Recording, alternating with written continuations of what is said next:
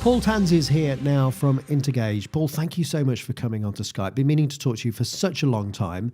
A mind of information about marketing. Now, I want to talk to you about small businesses, though, particularly, and entrepreneurs. How does marketing really help them? Where should they start? Well, I think every entrepreneur needs to start with being very, very clear about what it is that they're personally in business for. And I think it's something that a lot of us lose sight of from time to time. So what I normally start by doing is explaining that I believe that entrepreneurs are looking for one of certainly at least 4 freedoms. And in sharing that idea with people, very often they will identify with the freedoms that they're seeking. Then we can look at what they need to do to grow their businesses to achieve those freedoms. And then we can look at how marketing actually delivers the business growth that they need. Not everybody wants to grow a huge business. No. Some people, just the question of being self-employed and not having a boss. And that is the first freedom of the 4 that I typically find people are in business themselves for. You know, very often it's just as simple as, I don't like my boss, I don't like having a boss, I don't like being part of the corporate world, and I don't like having corporate rules and restrictions. So not having a boss can be the first freedom that entrepreneurs are looking to pursue. Under those circumstances, they probably don't want to grow a huge empire, but if they understand that that's why they're doing it, then they can be very happy with it. I like the idea of actually scaling what you want to try and achieve as an entrepreneur. A lot of people see entrepreneurs on the telly and they've got very nice houses, maybe 4 or 5 around the world, and nice boats and all the toys. But what you're saying is that's not necessarily it.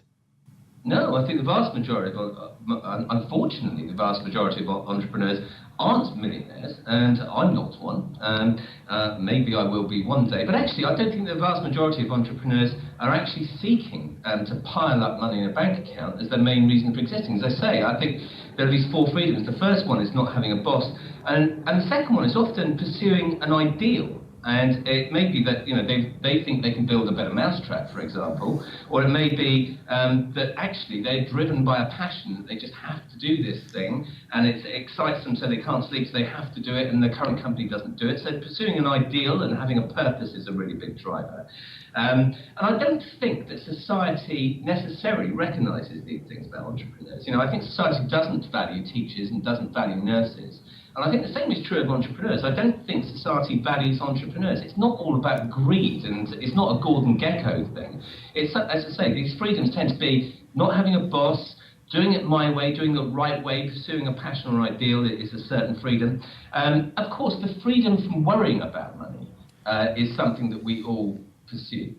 Because I don't think it's about piling up millions for most entrepreneurs. I think it's not having to worry about money. After all, most of us only want £1 more than we're going to spend tomorrow. And then we can stop worrying about it and be free of that. Because, of course, worrying about money is debilitating. And anybody who's been through that, now I certainly have in my entrepreneurial roller coaster of a career, knows that worrying about money is preoccupation that damages your health and stresses you out, and that changes the way you see the world, and that's never a good thing. And I think perhaps the ultimate freedom, the 4th freedom that people are looking for, is the freedom to spend their time the way that they want to, and that's kind of the ultimate freedom. My life is just time, after all, as Chris Croft, the famous management trainer, is always telling us, that is your life, and at the end of the day, the ultimate freedom is to spend it the way you want to, surely. I know, I agree. And Chris is a mind of information and a regular contributor to Let's Talk Business. I'm pleased you mentioned him. He'd be chuffed about that too. So how does, particularly then, how do you get around this issue? Well, what is, if you're going to point an entrepreneur in a direction of selecting one of these 4 freedoms, how do they go about deciding which way they want to go? And where do they start in their business journey then?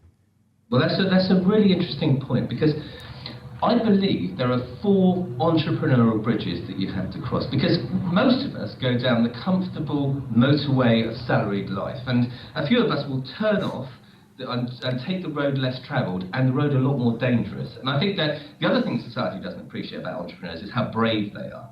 It's because statistically the odds are against you. 60% of businesses won't reach their 3rd birthday, and 90% of them won't reach their 10th birthday. So the people who go off on this road less travelled are very brave. And I think that on this road, there are 4 critical bridges that entrepreneurs have to cross in order to achieve their freedoms, depending on which freedom they're looking for.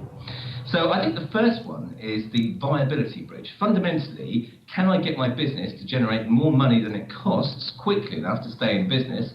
And that's the most rickety and dangerous bridge of all. And the rocks underneath that bridge are strewn with the financial and emotional wreckage, and sometimes that includes marriages and includes relationships with children of failed entrepreneurial ventures. So the stakes are very, very high, and crossing the first bridge of viability is clearly key, and that will give you access to the first couple of freedoms. So I no longer have a boss, and now I'm free to pursue my ideals and do things the way I want to. But there comes a point, I think, in every entrepreneurial journey where every entrepreneur realizes they built their own business, and now that they're in business for themselves, they actually can be worse off than when they were employed. They may well be, free of a boss, and they may well be free to pursue their passion and their ideals. But sometimes getting free of the business itself is a problem, because they're going to have to grow it so that the business isn't them. And sooner or later, it occurs to people, I think, that what happens is that they created themselves another job, one that they're their own boss for, but actually they can't take as much holiday as they used to, and maybe they're employing staff just to support the whole thing. Maybe they're not even earning as much as they used to. Certainly, I've met lots of very successful salespeople, for example, who started their own businesses and don't earn what they used to earn as salespeople, and don't have the holidays they used to have when they were employed. So those first two freedoms have to be really important. And at that stage, they have to have a mindset change. So what I would normally say to people is, I think there are another 3 bridges that you can choose to cross. And the second bridge will be scalability. Can your business grow, and therefore can you create further freedoms? If it won't grow, because actually it's all about you and you're the only one that can deliver or sell, you've got a problem. So we need to start recruiting people who are at least as good as us in those things if we're going to cross the further bridges. Because the ultimate freedom, I think, comes from bridges 3 and 4. Bridge 3 is autonomy. If can your business run without you is a really key question for most entrepreneurs. And I think that a lot of us would say, actually, maybe our business can run without us for a short while, but could it actually run without you? Are you free of having to have key man insurance? Or is your business so well developed that actually you can step away from it and it runs just fine? And that's the autonomy bridge. Does the business become autonomous? Does it not need you? And of course, as every business evaluator will tell you, when you've done that, then you've actually created something hugely valuable. And number 4, Paul, I'm intrigued.